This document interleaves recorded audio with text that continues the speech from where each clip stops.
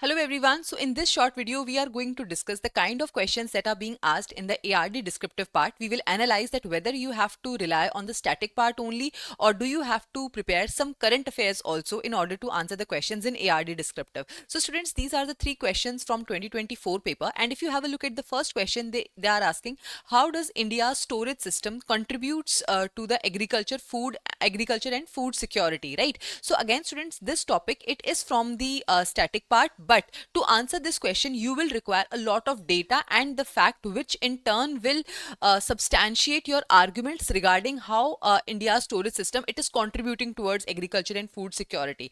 If you have a look at the second question, that a short note on the dryland farming, a purely static question directly from a static topic.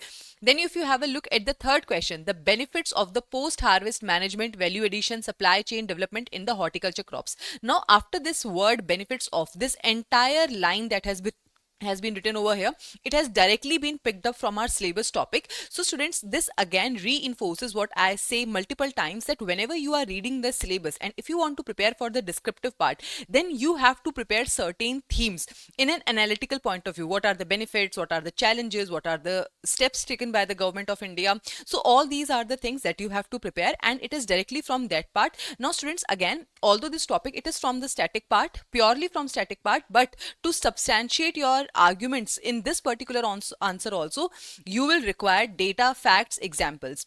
If you have a look at the questions from 2023 paper, so in this question they are asking what is agroforestry, what are the features, benefits and the challenges associated with purely a static topic, right?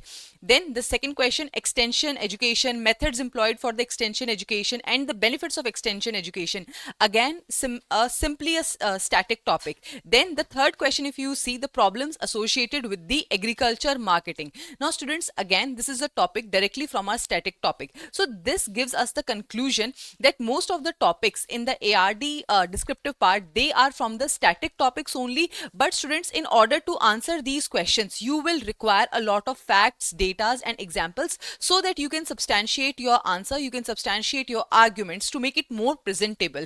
So that was all about today's video. Thank you so much.